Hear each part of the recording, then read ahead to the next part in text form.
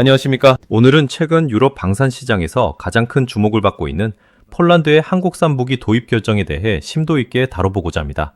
흉성! 글로벌 국방 이슈의 뻥수입니다. 최근 폴란드의 유령 밀리터리 채널인 앱서다나 테크니카에서는 폴란드는 왜 에이브람스 대신 한국 탱크를 샀는가?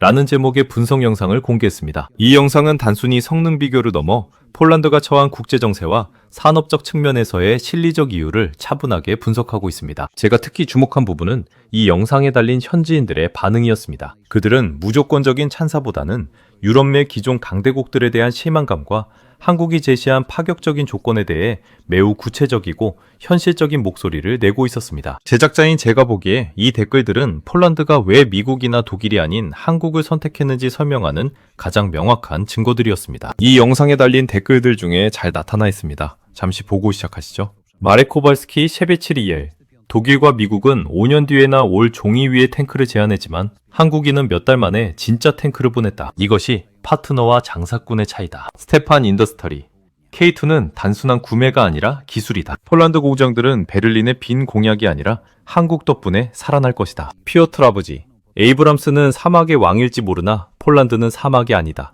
우리 땅의 진흙탕과 좁은 다리를 생각한다면 K2가 훨씬 현명한 선택이다. 이 유튜브 영상이 우리에게 알려주고 싶어한 중요한 내용 4가지 같이 보시죠.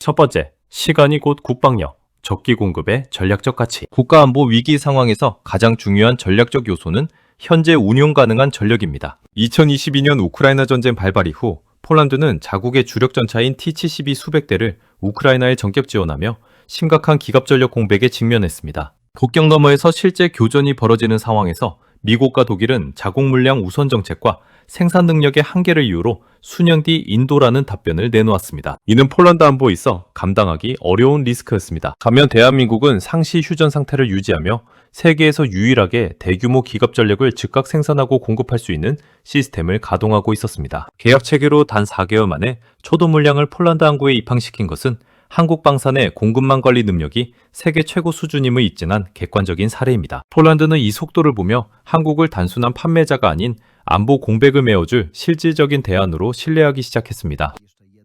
자누시 폴스카, 에이브람스를 5년 기다리라고? 그 사이에 러시아군이 우리 국경을 넘을 수도 있다. 한국의 빠른 공급에 감사한다. 크리스토피에, 한국은 우리를 진지하게 대한다는 걸 증명했다. 독일은 그저 절차 타령만 하고 있을 뿐이다. 오이텍, 한국의 인도는 번개와 같다. 우리 정부가 실질적인 전력 보강을 위해 내린 현실적인 결정이다. 안지제이, 러시아가 국경 근처에 있는데 서류 작업만 하는 독일보다 당장 탱크를 보내주는 한국이 훨씬 신뢰가 갔나. 리할프, 계약 후 몇 달 만에 탱크가 도착한 것은 우리 안보 역사상 유례없는 일이다.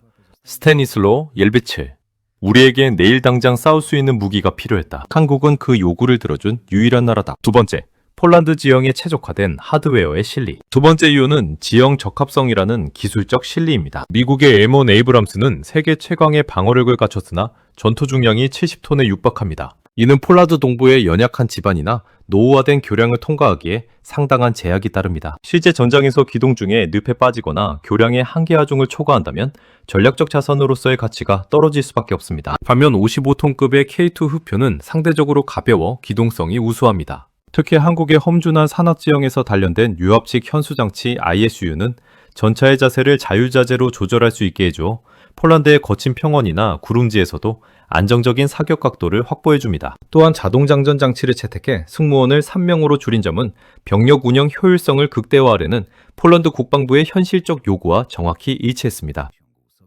안젤제이 탱크, K2가 자세를 낮추는 기능을 보았나? 우리 지형에 완벽하다. 에이브람스는 우리 다리와 진흙에 너무 무겁다. 피어터 바즈니, K2는 민첩하고 현대적이다. 습지가 많은 폴란드 동부에서 에이브람스는 기동성 면에서 불리할 수 있다.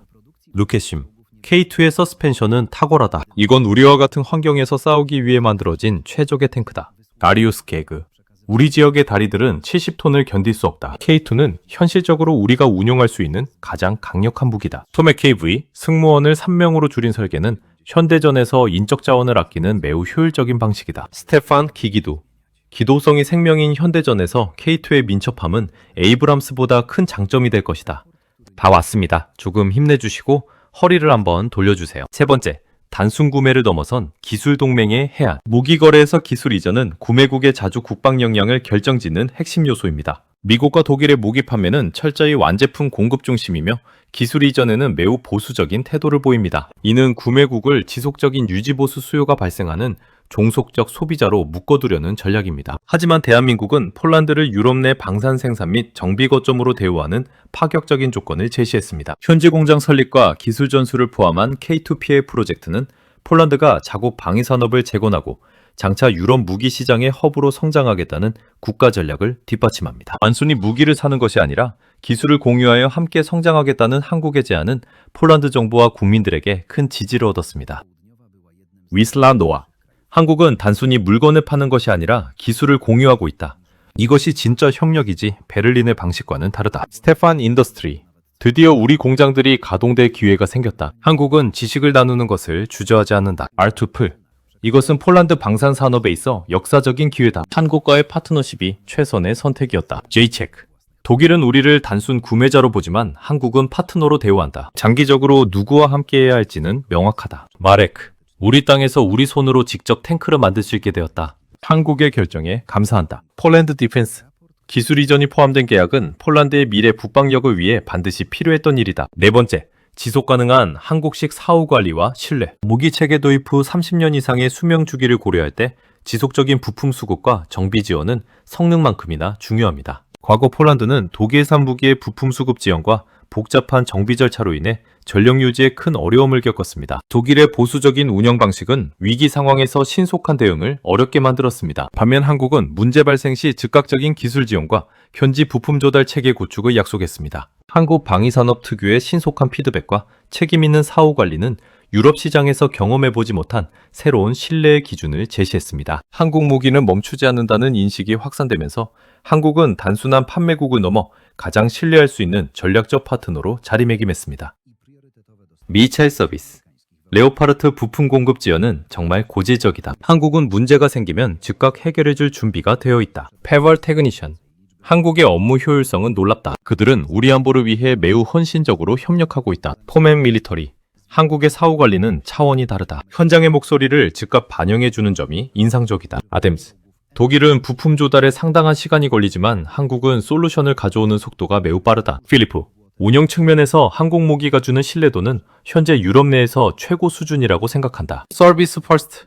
무기를 파는 것보다 중요한 것은 끝까지 책임지는 태도인데 한국이 바로 그것을 보여주고 있다. 지금까지 폴란드가 왜 에이브람스 대신 한국의 K2 흡표를 선택했는지 현지의 분석과 반응을 통해 살펴보았습니다. 이 결정은 단순히 특정 무기 체계의 우월함을 넘어 급변하는 국제정세 속에서 한 국가가 안보와 실리를 동시에 챙기기 위해 얼마나 냉철한 판단을 내렸는지를 보여주는 상징적인 사례입니다. 한국 방산이 유럽의 심장부에서 이토록 높은 신뢰를 얻을 수 있었던 배경에는 세 가지 결정적인 요소가 자리 잡고 있습니다. 첫째는 고객의 절박함을 자신의 일처럼 여긴 적기 공급 능력이고, 둘째는 구매국의 지형과 환경을 고려한 맞춤형 기술력이며, 마지막은 상대를 단순한 구매자가 아닌 대등한 파트너로 인정한 상생의 철학입니다. 과거 70여 년 전 우리는 탱크 한 대가 없어서 낙동강까지 밀려 내려갔던 뼈아픈 역사를 가진 민족입니다. 당시 우리에게 탱크는 단순히 무기가 아니라 나라를 지킬 수 있는 간절한 꿈이었습니다. 그 간절함으로 수십 년간 방낮없이 깎고 다듬어온 기술력이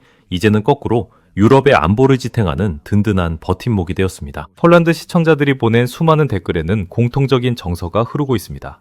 그것은 바로 존중입니다. 약속을 지키는 책임감, 기술을 공유하는 열린 마음, 그리고 끝까지 함께하겠다는 의리가 그들의 마음을 움직인 것입니다. 국방에는 국경이 없지만 그 무기를 만드는 과정에는 그 나라의 정신이 깃들게 마련입니다. 대한민국 방산이 세계 시장에서 인정받는 진정한 이유는 성능 수치 이전에 우리가 보여준 진정성과 신뢰라는 국격에 있을 것입니다. 이제 대한민국은 단순한 무기 수출국을 넘어 자유민주주의 가치를 공유하는 국가들에게 가장 신뢰할 수 있는 전략적 파트너로 거듭나고 있습니다. 우리의 기술이 평화를 지키는 도구가 되고 우리의 성실함이 세계의 표준이 되는 이 여정은 앞으로도 계속될 것입니다. 대한민국의 방위 산업이 걸어온 길이 결코 헛되지 않았음을 증명한 이번 폴란드 사례를 통해 우리 기술력의 위상과 국격을 다시 한번 되새겨봅니다. 오늘 준비한 분석은 여기까지입니다. 시청해주셔서 감사합니다. 충성! 좋아요, 구독, 알림 설정 부탁드립니다.